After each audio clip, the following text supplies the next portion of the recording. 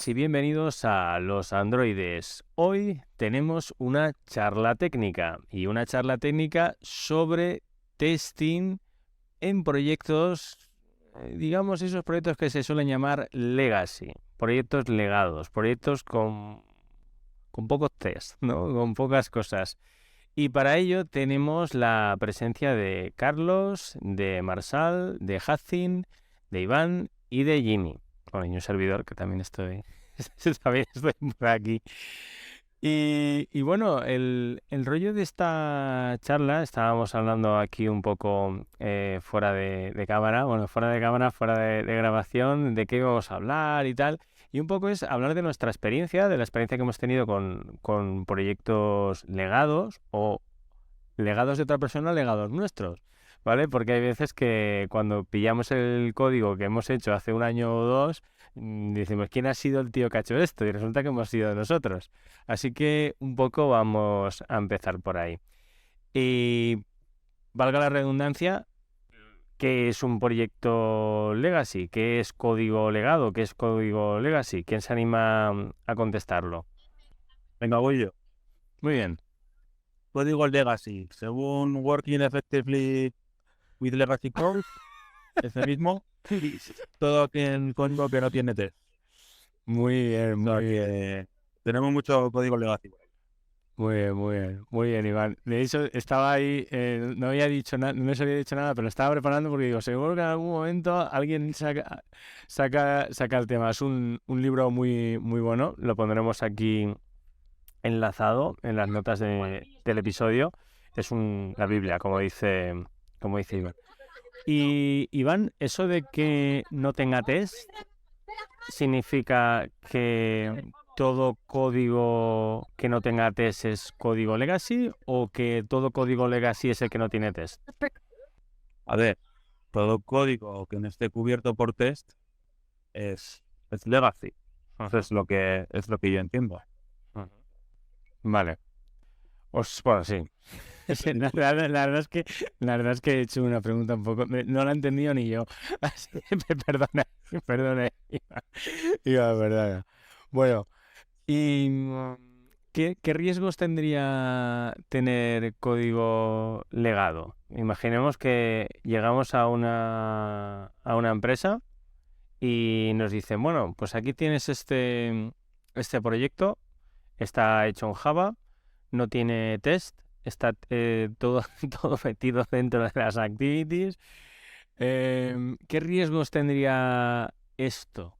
¿Alguien se anima a comentar algún riesgo? Porque yo veo bastantes. Mantenibilidad, por ejemplo. Ujú. Mantenibilidad, ¿en qué sentido, Jacin? A la hora, por ejemplo, de hacer un evolutivo. Tienes que mirar a ver cómo está todo construido y en función de eso no romper nada para hacer la evolución del software. Vale, Entonces, a futuro, para añadir nuevas features y demás, para que sea mantenible, es difícil en un proyecto legacy. vale. Eso sería un riesgo, sería que sería difícil de mantener en el tiempo. Vale, la verdad es que esa es muy buena. ¿Algún Jimmy? Sí, creo que es como transitivo también la consecuencia. Es decir, si ya bien Iván decía que un código legado, un código sin test, ¿cuáles son las consecuencias también de no tener test en un proyecto?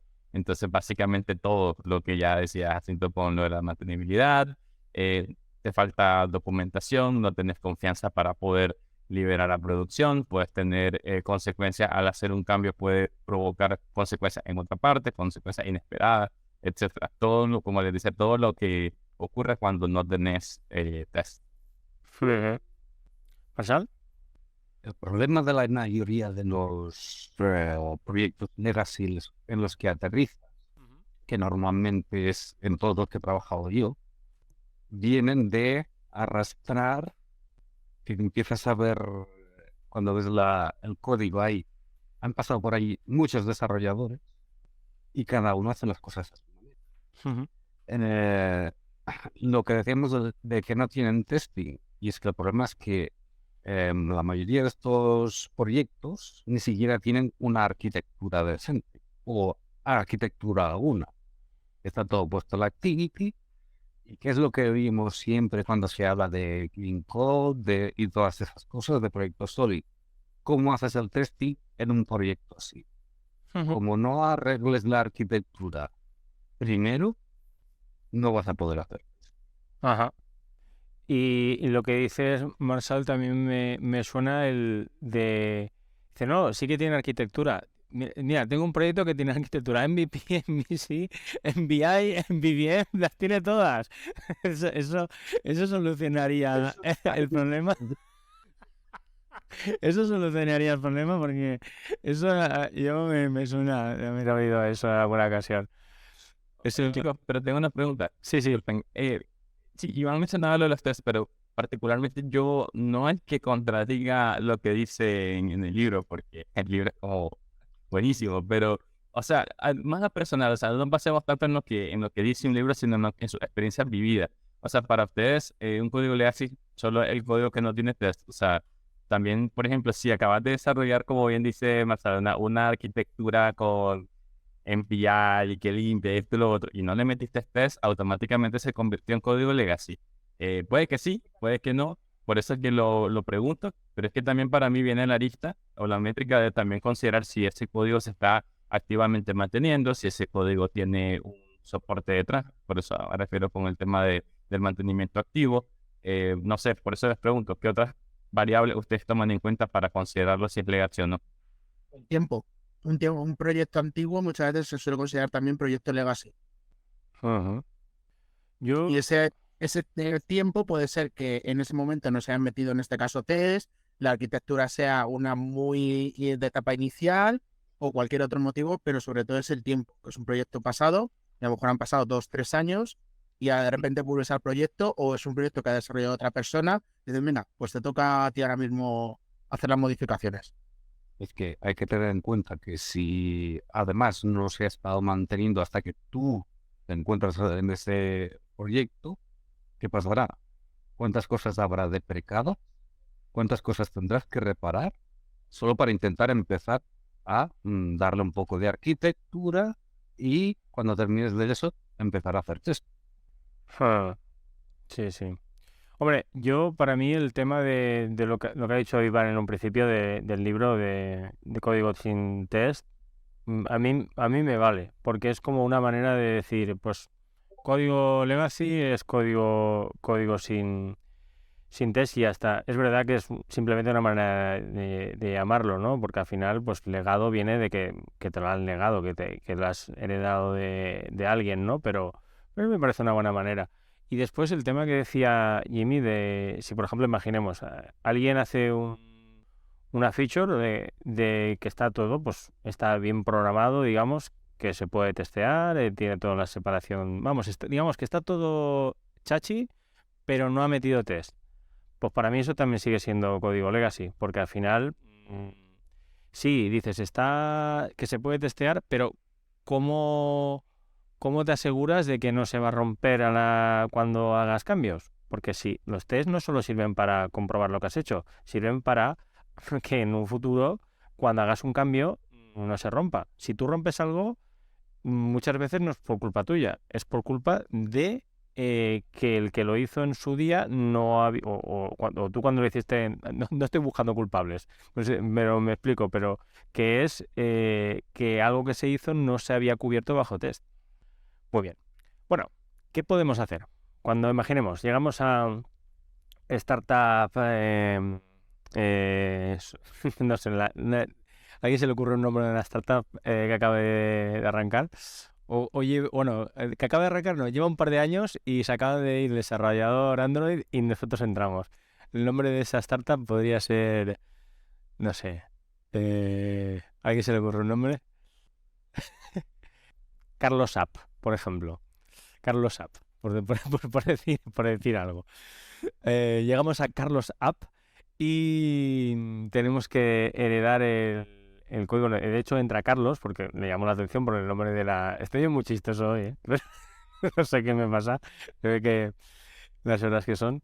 Bueno, llegamos a una startup y tenemos el código que es todo legacy, no tiene ni un test ni tal. ¿Qué podemos hacer para antes de empezar con nada o con qué deberíamos empezar? ¿Qué se le ocurre algo? Lo primero, lo que hemos dicho antes. Primero revisar dependencias y todo eso, que no haya nada de pecado. Ajá. Primero, hacer esa mínima limpieza. Ajá. Yo creo que después lo primero que hay que hacer antes de empezar a hacer el testing para que deje de ser legacy es asegurarte una mínima arquitectura como para poder hacer el testing. Ajá. ¿Alguna opinión más? Me iría más que antes, ya, pues la parte de las dependencias sí concuerdo con Marcel, pero antes de siquiera asegurarme la arquitectura, analizaría cómo está armada al momento la aplicación para yo tener un mapa de cómo está estructurado para después eventualmente poder hacer un plan y poder asegurar una posible arquitectura. Y además de eso, agregarle test para así también asegurar que lo que ya estaba, si funcionaba, siga funcionando después de los cambios. Ajá. Oye, yo pienso, bueno, lo primero que nada, confirmar si tenés un psicólogo o no y si está disponible o si tenés algún grupo de ayuda para poder ir. Eso es lo primero, eso es lo bueno, los beneficios de estar en Android, de que podés como desahogarte del mastermind. Pero después de eso, vendría, coincido un montón con lo que dice Carlos, o sea, no subestimemos el poder del lápiz y el papel incluso a veces. Es decir, el poder como crearte un mapa. Yo he visto que varias personas, incluso de la comunidad, creo que he visto a Iván, he visto a Marce, que se arman diagramas de todos los pasos que va en el sistema y seguramente todos lo hacen. Así que quizá obvio para nosotros, pero no lo es. O sea, hay que armar sus diagramitas, sus mapas para poder estar claro de cómo funciona todo. Y en cuanto le decía Marcel de la arquitectura, es que a mí me confunde siempre esa parte porque para mí, bueno o malo, una arquitectura siempre existe. Tal vez un tema de definiciones, me explico, o sea, como de que puedes tener una arquitectura, un MVC, y para uno es una asquerosidad, pero ajá, Pero no hay ni controladores, ni MVP, ni MVC, ni view models, ni presenters, ni controladores. Está ni todo eso. en la activity. En la activity o en los fragments. Vale, ahí no hay arquitectura, diría yo. Vale, buen punto. Pero bueno, sí, me quedo ahí para darle chance a alguien más, pero sí empezaría con el tema de crearse un mapa. Coincido con Carlos. Yo iría hasta una etapa anterior inclusive, pero normalmente va a ser siempre una negativa en una startup, en una empresa. Sería así documentación técnica del proyecto. Mira, Marsal se...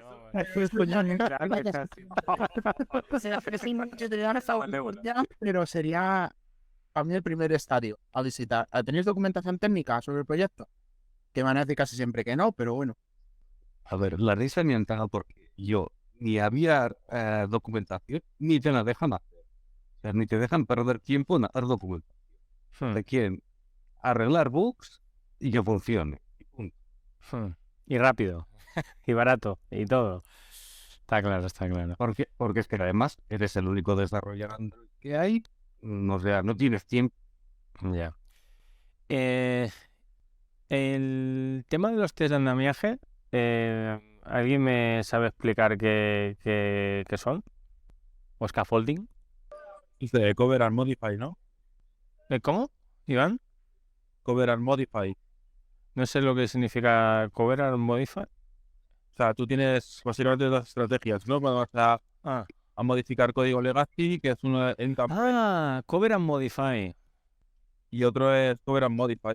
Muy bien, muy bien. Sí, tiene mucho sentido. Imagino que lo que dice el scaffolding es cubrir, ¿no? El caché del código que quieres cambiar, cubrirlo de test para que el comportamiento no varíe y entonces hacer las modificaciones. Exacto. Sí, es que perdona, Iván, que no te había entendido. Lo habías dicho bien, eso soy yo que no te había entendido. Sí, yo personalmente pienso que esto es lo que siempre se recomienda y yo desde luego no voy a ser aquí ni más ni menos, pero como que veo que es lo mejor. Lo que pasa es que entiendo que a veces es difícil por lo que comentaba, por ejemplo, Marsal, de que a lo mejor pues no te dejan hacer tal, pero en un caso ideal, yo creo que llegamos a una startup, bueno, lo que sea, pillamos un código, Pero desde luego habría que revisarlo, ¿no? Antes de coger y hacer nada, evidentemente, porque si no sabemos ni lo que tiene. Pero que unos test de andamiaje para mí sería como clave. Y me gustaría destacar que estos test de andamiaje, en principio, no deberían de hacer falta hacerlos perfectos. Es decir, que son algo para como unos andamios. Es decir, cuando pones unos andamios en un edificio, no son para que se queden ahí, en principio, ¿vale? Entonces son para ponerlos, hacer todo lo que haya que hacer y después retirarlos. Entonces, a lo mejor unos test end-to-end estaría bien para poder hacerlo, porque a lo mejor también pues test unitarios te es muy difícil, ¿no? Pero bueno, más cosas que podríamos hacer. Dime. Pero ¿por qué sería difícil arrancar por un unit test? Sí, porque, por ejemplo, si sí y no. Es decir, si el caso que hemos puesto, que tenemos todo el código dentro de las activities, sería imposible. Bueno, imposible tampoco, pero sería mucho más difícil hacer test unitarios. Ahora, si tenemos partes de este código legacy que realmente dices, tenemos un use case por ahí que todo lo que tienes de dominio, no tiene nada de Android ni nada de una biblioteca rara tal, no tiene singletons por ahí, pues dices, oye, pues esto lo puedes testear de manera unitaria, por supuesto. Eso, y de hecho, esas partes a lo mejor no haría falta que fueran, digamos, estos test de andamiaje, sino que sería ya pues los testes, estarían probando lo que tiene que probar. Así. Yo pregunto porque algo que he notado es que en libros como esto de Trabajando Efectivamente, como que hacían lo que podían también vuelvo la misma historia de otras veces, con el contexto de la época. Porque al día de hoy, al sol de hoy, me parece tan potente los IDEs, me parecen tan potentes incluso que puedas mandarle ese código a ChatGPT en búsqueda de bugs, optimización y todo eso, que, o sea, es como de que no siento que haya mucha excusa en cuanto al tiempo para arrancar a hacer un unit test, porque todo está en el activity, es un God activity. Y vos venís y decís, bueno, es que hay singletons y que no sé qué. Pues por último, me vale el Clean Architecture y simplemente lo que hago es que creo una función pura que vos le pasas el objeto como parámetro o incluso la función que tenía ese singleton la pasas como un lambda, ¿verdad? Como un parámetro y ya está. Y como de que podrías prácticamente moverlo como extraerlo con el propio IDE para que tú ves que tiene hacia un nuevo archivo, ya sea como una top level function o como una clase, y testeas esa clase. Entonces, por eso es que les decía, como que se me hace un poquito extraño que al sol de hoy decir que no se puede hacer unit test es claro. Tendría que hacer un tema de que el proyecto está tan legacy que ni los unit tests pueden correr el runner. O sea, Claro. A lo mejor, perdona, Iván. No, Jimmy, simplemente esto, si tienes una clase que es legacy, que importa o requiere de 10 dependencias distintas y tienes una función de 100 líneas que utiliza varias de esas dependencias, o sea, ¿cómo harías tú el unit test de esa función? es que eso voy, no empezaría o sea, por agarrar la función de 100 líneas, sino que tomaría de esas 100 líneas que tiene esa función, saldrían unas 10 funciones, por decirte algo, e iría extrayendo a lo Boy Scout, que es una de las cuestiones que pasa, que queremos refactorizar todo de una vez, y tal vez solo se puede refactorizar una cosita a la vez, entonces sacaría solo una parte de esa superfunción que estás contando, y eso es lo que testearía. Y como les decía, trataría que sea pura la función para que no tenga ningún side effect, que no tenga dependencias que no puedas controlar, entre otras cosas. Sí, esto en el libro creo que le llama Sprout o algo así. Sí, yo ahí sí ya no me sé muchas terminologías, pero puede ser, o sea, y como te digo, como un IDE, como IntelliJ, como Android Studio, o sea, hacer eso es como clic derecho, extraer método. Entonces, a veces, entonces no digo que es 100% de los casos.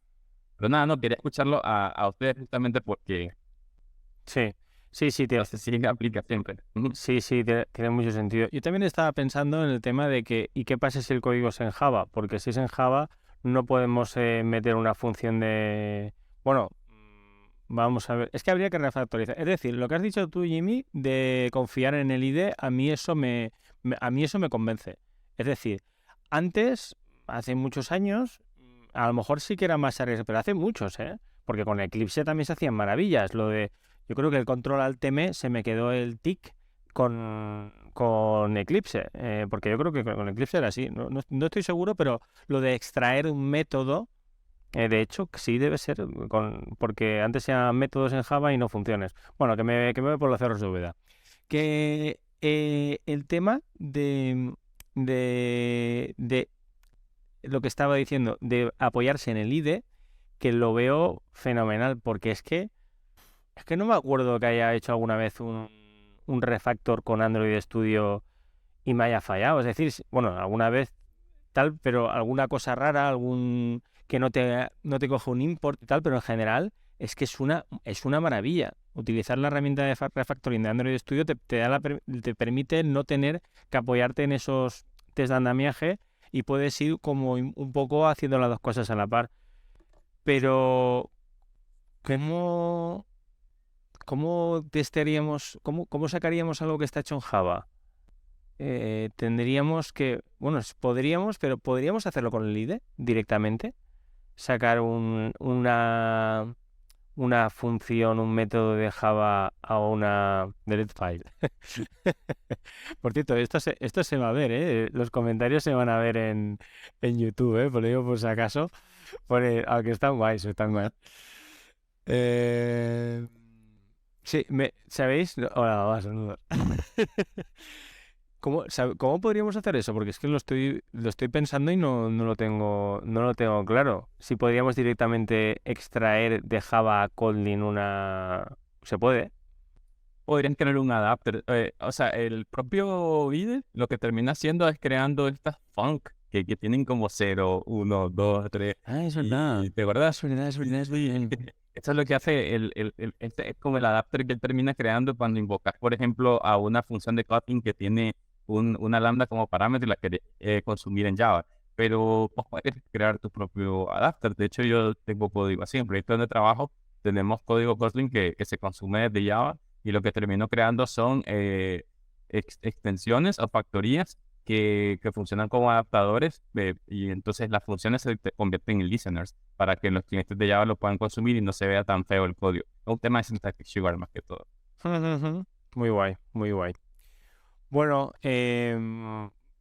quería también avanzar con otro tema que es el de las pruebas de regresión. Es decir, estamos hablando pues eso, que cuando llegamos a un sitio y a un proyecto queremos empezar con los test de andamiaje, pero yo el tema de las pruebas de regresión, aunque a lo mejor no tienen por qué ser test automatizados, sino simplemente pues escoger y decir, hay que probar esto y esto, y probarlo de manera manual, a mí me parece muy interesante. Es decir, si llegamos a un proyecto que no sabemos lo que tiene que hacer, pues malamente, ¿no? Pero podemos ir preguntando, aunque no tengamos documentación, a ver qué tiene que hacer. Y entonces, imaginemos que hablamos y tal, y dice, tiene que hacer esto y esto. Pues dices, oye, pues si no podemos hacer ningún test, ningún tal, ningún esto, pues podemos incluso coger un folio, ¿sabes? O un documento de texto y poner lo que hay que probar antes de sacar una versión a producción. Y de esa manera asegurarnos que no se vayan a introducir nuevos errores de regresión. ¿Qué tal? ¿Qué pensáis de eso? ¿Lo consideráis una pérdida de tiempo o merece la pena? ¿Cómo lo veis? Pero tomaré como un está bien. Vale, bueno, guay. Y con los temas de hacer un refactoring grande, ¿qué pasa? ¿Qué pasa si ya no son test, no es refactor así de Android Studio o Intel IDEA, sino que es ya hacer un refactor tal? ¿Ahí qué podríamos hacer? ¿Qué se os ocurre? Pues no hay que intentar hacer cambios muy grandes de golpe. Muy bien. Eso, Dividir en serás muy bien. y dividirlo todo en pequeñitas y todo lo nuevo que se vaya a escribir, pues que ya venga listado. Muy bien. Le veo mucho sentido. Y hay un tema que creo que sería por el que tenía que haber empezado yo, por lo menos, y es que decir que hay que tener paciencia. Es decir, llegamos a... Porque al final es una tontería, parece un tal, pero es que es verdad. Es que si llegamos a un sitio en el que el proyecto y tenemos que estar ahí porque queremos estar, a lo mejor es un proyecto apasionante. Porque por cierto, hacer refactoring me parece maravilloso. Y agarrar un proyecto que está hecho unos zorros y convertirlo a un proyecto que da gusto de ver es un reto muy, muy interesante. Y hay que tener paciencia, porque si queremos hacerlo todo de golpe, no, lo más probable es que pete. Y eso yo creo que habrá pasado muchas veces que gente a lo mejor que dice, uy, esto está todo mal, hay que hacerlo todo de nuevo y hace todo de nuevo supuestamente bien y de golpe y porrazo falla esto o falla lo otro, ¿sabes? Y por hacer un refactor o querer tener demasiada prisa en hacer los cambios sin los medios adecuados. Bueno, ahí, Gaby, estamos hablando, aparte de los conocimientos técnicos, ya serían soft skills, o sea, paciencia y resiliencia, Un poco por sí, ejemplo. un poco sí, claro, porque al final sí, la paciencia, hombre, la paciencia sí, es soft, no se puede decir que es técnica, ¿no? Incluye masoquismo. También. ¿Jimmy? ¿Jimmy? Sí, disculpen. Sí. Issues con el audio. ¿Qué dijiste los últimos 5 segundos? Perdón. El masoquismo, estaba hablando de paciencia, que si es una soft skill. Mira, estoy haciendo como el NBI, la máquina del tiempo, los estados, lo que hablábamos el otro día. Sí, que al final hay que tener paciencia, para coger un proyecto legacy, porque si no se nos puede ir de madre. Sí, total. Oye, y ese es un buen caso práctico, esta estrategia de Martin Fowler para el change, ¿no? O sea, el tema de que son 3 pasos, si mal no recuerdo, creo que lo tenía como por algún lado acá, que era como que el primer paso era, a ver, expandir, el segundo migrar y el tercero contraer. Pero para eso se requiere paciencia, como están diciendo, porque el punto de expandir es cuando vos tenés como por ejemplo, una función que es la legacy dentro de una clase y vos terminas creando como una nueva función con, qué sé yo, quizás está utilizando sobrecarga de parámetros dentro de la función para que sea la nueva. Y luego viene el proceso como de migrar, que si tenía 20 consumidores o clientes, llamémosle así, terminas como moviendo de a poco cada uno de ellos. En caso práctico, justamente hablaba con Marcel el otro día, que implementa esta técnica que en Android existe esta notación de deprecated y tiene un segundo parámetro, aparte del message que trae, tiene un segundo parámetro que se llama replace with, y básicamente te permite poder utilizar el propio IDE para poder reemplazar, vos pones en ese replace with la ruta absoluta a la clase con la que querés reemplazar y IDE te da la ayuda para que vos cuando le des justamente clic a la ayuda, te termine reemplazando solito el código. Eso me parece buenísimo. Entonces vas con paciencia, reemplazando los diferentes invocadores a medida que van pasando el tiempo y cuando ya terminas todo, vas a la etapa de contraer en donde ya prácticamente no tienes ningún invocador a la función vieja y ya la puedes borrar. Entonces, eso, y de a poco. Qué bueno, no sabía lo de que el replace with se podría utilizar con el IDE. Me parece brutal, no lo sabía, qué guay. Sí, yo pensaba que era simplemente pues como para que te diera el clic, ¿no? Un clic y ir para allá, pero muy guay, muy guay. Y Iván, ¿querías comentar algo? Sí, solo comentar, y con esto me piro, ¿vale? Que para el tema de la refactorización, está de puta madre el libro de refactoring, bueno, está de puta madre, porque básicamente si lo que tienes que hacer es, por ejemplo, sacar una variable de una función o sacar una variable de una clase a otra, lo que tiene ese libro es que te enseña los pasos paso a paso para hacerlo de forma segura. Entonces, simplemente comentar eso. O sea, que básicamente te describe los pasos de una forma, digamos, automática. Hay un chico que hace vídeos sobre testing TDD en iOS que se llama John Ray, que ha escrito un libro también de testing en iOS, que hace poco explicaba esto mismo, que básicamente el refactoring, cogiendo ese libro, lo que hizo fue hacer uno de los refactory, pero en el vídeo, tal cual, siguiendo las instrucciones de la primera a la última y explicando un poco cómo se hace el refactoring siguiendo el libro y de forma segura. Sí, sí, al final yo me imagino que un poco, pues, como se habrá programado por dentro del IDE, también hará un poco lo mismo, que al final es simplemente seguir ciertos pasos. Sí, el libro es el de refactory de Martin Fowler, bueno, no sé. Te concentré por el libro, pero del tipo John Reid se llama. John Reid es by example. pues algo que sea ese, sí. Sí, ese lo tengo pendiente, pero tiene buena pinta. El tío llevaba haciendo aplicaciones de Mac antes de que saliera el iPhone y lleva haciendo testing 20 años. O sea que el tío sabe un rato del tema. Y además en YouTube tiene un montón de vídeos el picando código. Que si le queréis echar un ojo, dices que Swift y Kotlin son primos hermanos. Muy bien. Así que nada. Bueno, chavales, Muy bien. yo me quedo aquí. Venga, Iván, Venga. un abrazote, gracias. Hasta Hasta luego. Molt bé. Pues hay una cosa que me ha venido en la cabeza y es que, por ejemplo, cuando introducimos nuevos cambios, que una de las cosas que podemos hacer es añadir un feature flag.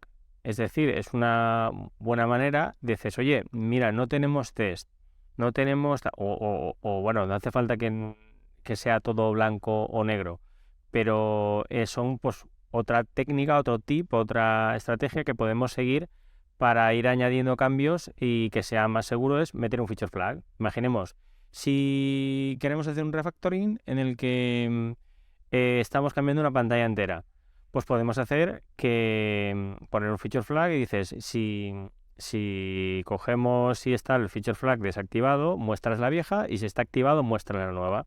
Cogemos, cuando ya esté desplegado a producción, llega un momento en el que vemos que la adoption rate es lo suficientemente alto o al revés, o lo suficientemente bajo como para probar mejor, casi. Y vemos que todo funciona como toca y tal, bueno, pues perfecto, igual ahí ya podemos hacer dejarlo y ya está. Pero por si por lo que sea hemos metido algo que hace que la aplicación no que crashee, sino que a lo mejor no se comporte como toca, pues nada, desactivamos el feature flag y comprobamos a ver qué es lo que está fallando. Muy bien. Otro tema que quería sacar es el de qué hacemos con lo nuevo y qué hacemos con lo viejo. Es decir, tenemos código legacy, pero nos van diciendo, oye, hay que implementar estas nuevas funcionalidades. Con esas nuevas funcionalidades, ¿qué haríamos? ¿Las testearíamos o no? ¿Qué haríamos? ¿Quién se anima a comentar algo? Yo diría que sí, se debe testear. Justo el que quiera, el que quiera. Supuestamente queremos llegar a hacer testing de toda la aplicación. Si lo que vamos añadiendo nuevo no lo hacemos ya bien desde el principio, ¿qué vamos a hacer?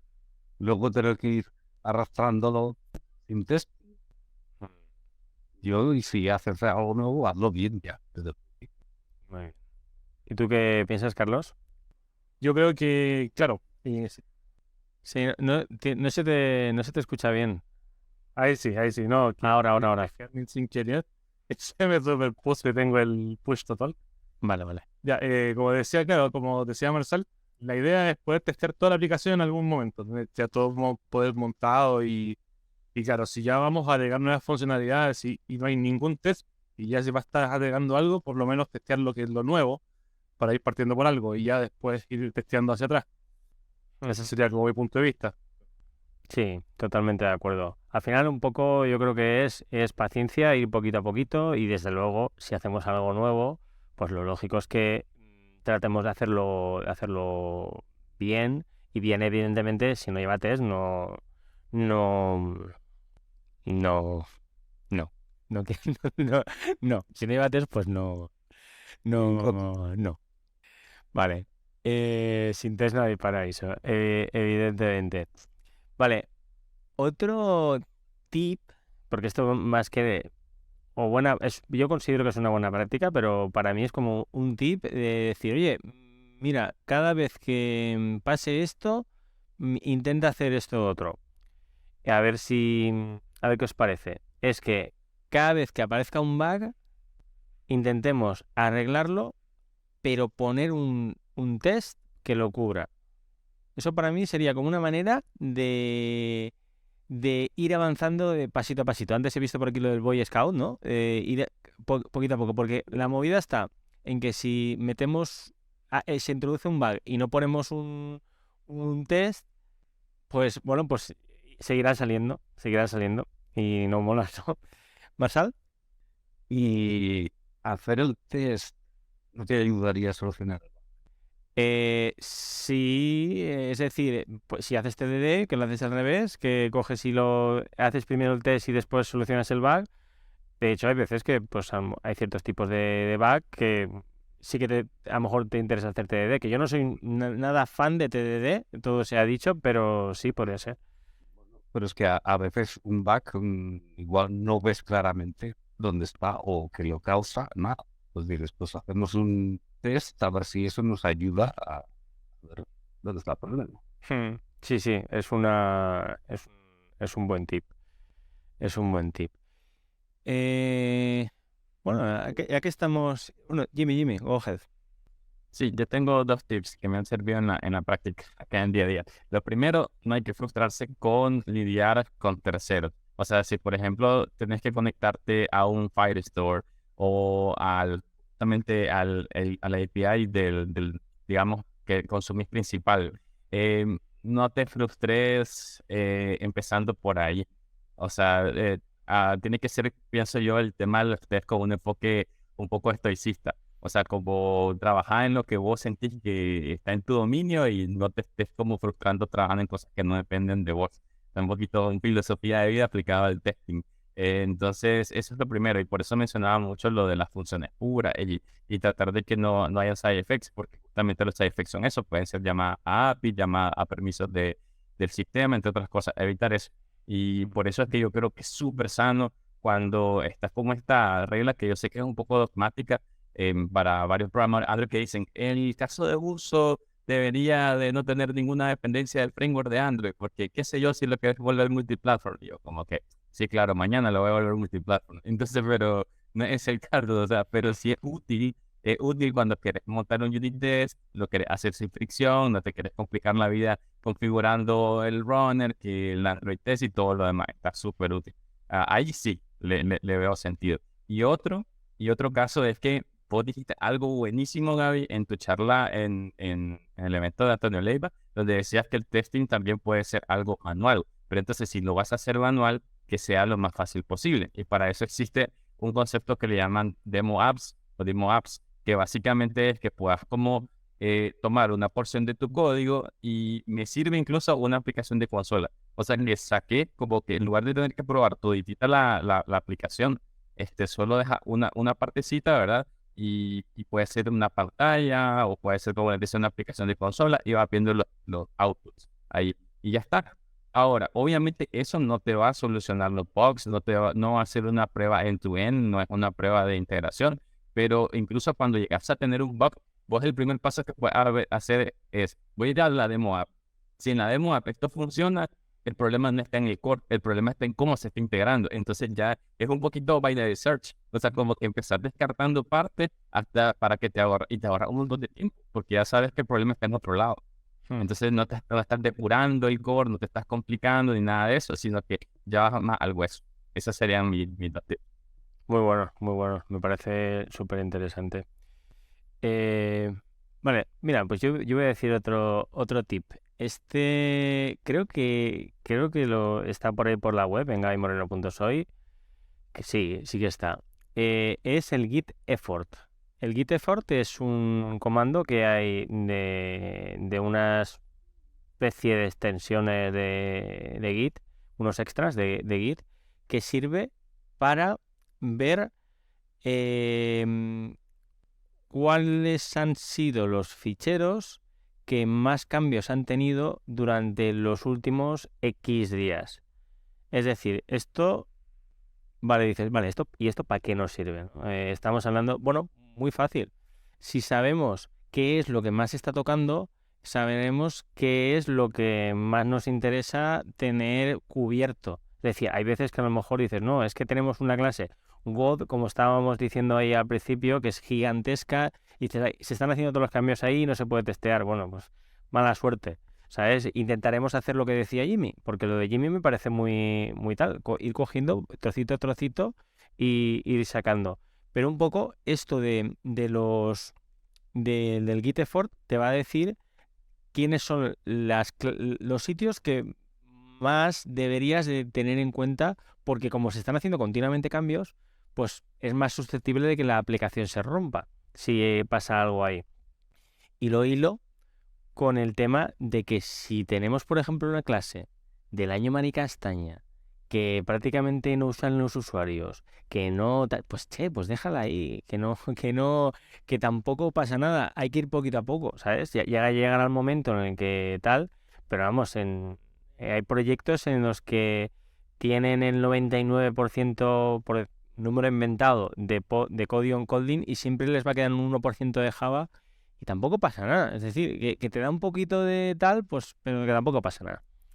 Así que eso.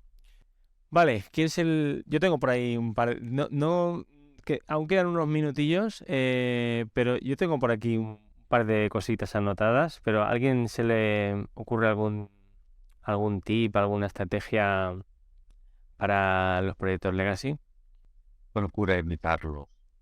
Pues esa creo que es la mejor de todas. Muy buena, Marcelo, muy buena.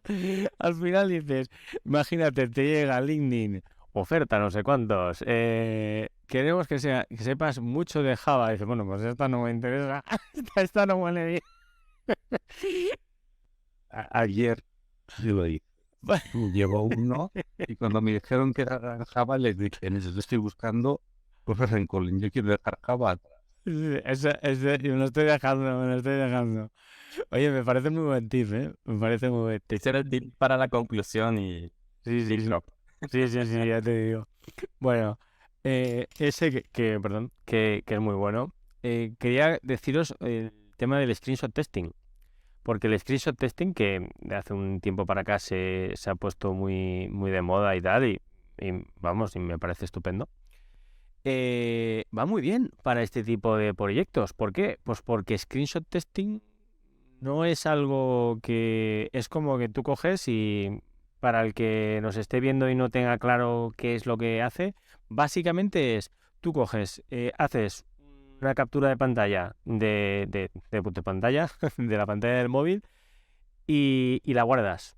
Entonces, después haces cambios o lo que sea y cuando vuelves a pasar el test, hace otra captura de pantalla, la compara y si son iguales, es que todo funciona igual. Si no, es porque algo ha cambiado. Es decir, y si está bien hecho, bueno, si sin el digamos que hay algo que está continuamente... Imaginemos que estamos testeando un reloj. Si estamos testeando la hora, pues no es un buen screenshot, no es un buen screenshot testing porque siempre estaría cambiando la pantalla. Pero normalmente, si por ejemplo testeamos algo que no debería de cambiar, pues esto sí que sería una buena manera de hacer screenshot testing. Y para esto, da igual que sea proyecto legado que no, que esto podemos hacerlo siempre. Vale. ¿Estáis de acuerdo? Porque yo lo he dicho como aquí un statement, como si fuera aquí Martin Fowler, y me queda más ancho que largo.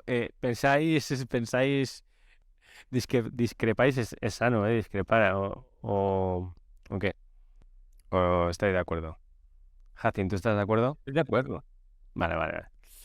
Vale, pues a mí me queda... Dime. Pero es que creo que vos sin darte cuenta ahí como que abriste un poquito un melón, porque es que muchas veces no implementamos herramientas de testing que son maravillosas, que son mágicas, simplemente porque no las conocemos y porque nos vamos como en automático a hacer las cosas a como están establecidas, con lo que decía Marcel. O sea, como de que si el cliente y el project manager o llamémosle el product owner, cosas que luego visitas si son así, te dice es para mañana, y hay casos en los que te están controlando el código que haces, y cuando haces el código dicen, oye, ¿por qué metiste este test?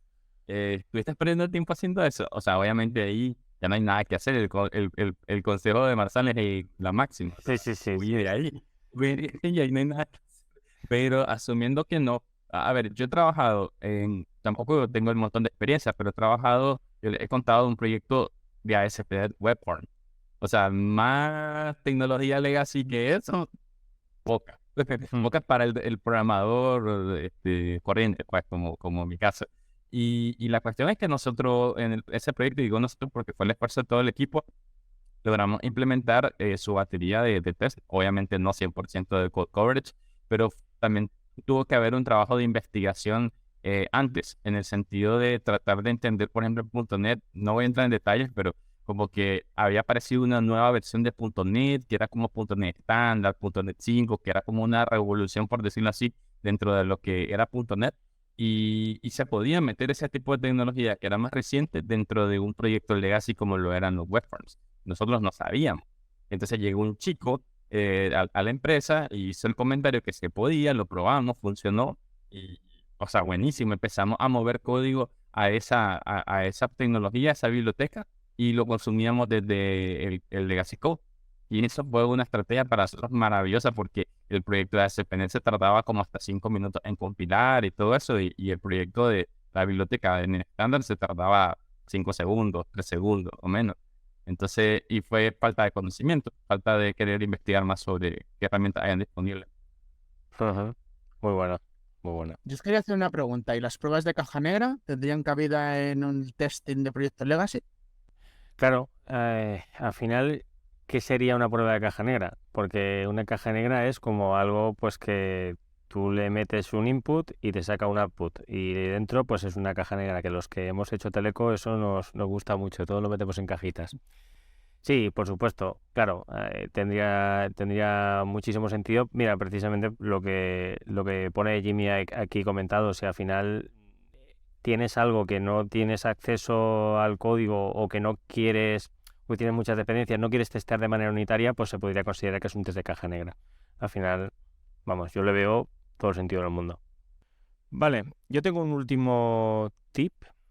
Es en relación a todo lo que sea singleton, static y and so on. Vale, ¿qué hacemos si llegamos a un sitio y vemos que hay bastante singleton? Es decir, yo por mi lado me aseguraría de que si se puede, primero a ver si se puede estar en una clase, porque a veces que no, a veces que si el singleton está ahí es por algo, y si queremos decir, oye, es que los singleton son el mal y lo tenemos que pasar en una clase, igual metemos una pifiada importante. Pero hay veces, yo por lo menos por mi experiencia, efectivamente es un anti-pattern, que hay gente que le gustan los singleton porque digo, uy, esto es una maravilla. Yo cojo, me creo aquí un y lo puedo llamar desde cualquier sitio de la app. Esto, vamos, esto es lo mejor del mundo. Entonces, en ese caso, que no es así, efectivamente, es tratar de todo lo que veamos que es estático, todo lo que veamos que es singleton y que se pueda extraer a una clase, pasarlo a una clase. Sí tengo una cruzada personal con los singleton.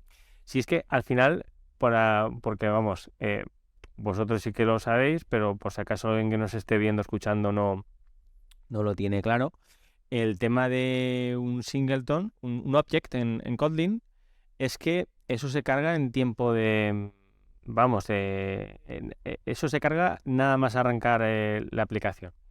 Entonces, en cualquier sitio, digamos, que tenga acceso a esa parte, digamos, si tú empiezas, es que no lo estoy explicando bien, si tú tienes un singleton que está dentro de tus imports, dentro de un fichero, eso se va a cargar al principio de todo. Entonces, si tratas de hacer un test unitario de esto y no lo moqueas de alguna manera, pues lo más probable es que te dé problemas, ¿vale? Que no te deje hacer el testing o te diga que te falta esto o lo que sea. Entonces, todo lo que sean singletons, en definitiva, tratar de refactorizarlos. Y ese era el tip que quería dar. ¿Alguna cosita? Sí, Jimmy. Claro, sí que A ver, el singleton, no voy a dar muchas opiniones a favor del singleton porque si no, David me saca del meeting, pero y me banea de la comunidad, pero bueno, no, mentira. O sea, creo que hablando en el contexto de los tests para código legacy, lo primero que yo haría es mover todos los usos de los singletons para hacer una inyección de DPDs por constructor.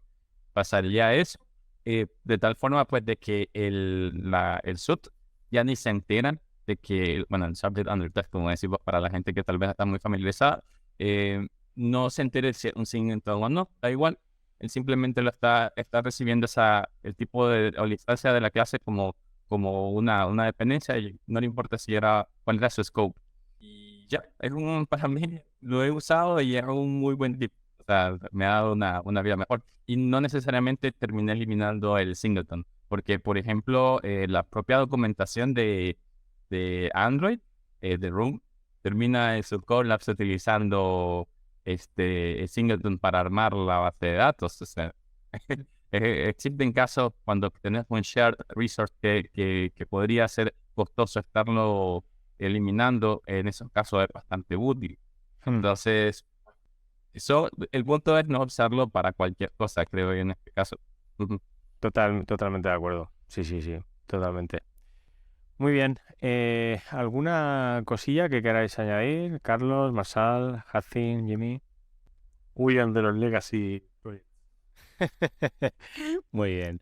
Bueno, yo creo que se ha quedado una charla guay. A ver, que tengo por aquí un poco de lo que hemos estado hablando para que así un poco recapitular. Hemos hablado sobre el libro, que teníamos que hablar hoy. Hemos hablado sobre paciencia, reducir los riesgos, hemos hablado bastante de los test de andamiaje, las pruebas de regresión, hemos comentado también cosas de feature flag, porque eso no tenía por qué apuntado, del tema de meter test antes de refactorizar, el tema de Android Studio, todo lo que... Hemos tocado temas, ¿eh? Estoy viendo que hemos ido... Yo voy aquí apuntando cositas, de ir poco a poco, testear las cosas nuevas, lo de meter un test cada vez que hagamos un bug. Me ha encantado lo que ha dicho Jimmy de lo del replace with deprecated, porque no lo conocía y me parece, wow, a partir de ahora cada vez el deprecated va a tener que llevar el replace with, pero con sentido. Y también hemos hablado de Giteford, de screenshot testing, y aquí ya al final bueno, me he dejado cosas, porque no he apuntado, pero bueno, también de los singleton que hemos acabado hablando ahora. Así que vamos, creo que ha estado bastante guay y hasta aquí. Así que muy guay. Muchísimas gracias, Iván, que nos ha dejado a mitad del pero ha estado muy guay sus aportaciones. Sobre todo me ha gustado también la que he comentado de refactoring, porque no me acordaba que en el libro de Fowler, que habla sobre los pasos, es verdad, que te da la guía para seguir los pasos para hacer un refactoring. Así que muchas gracias, Iván. Muchas gracias, Carlos. Muchas gracias, Marsal. Muchas gracias, Hacin. Y muchas gracias, Jimmy. Nos vemos en breve. Un abrazote. Hasta luego.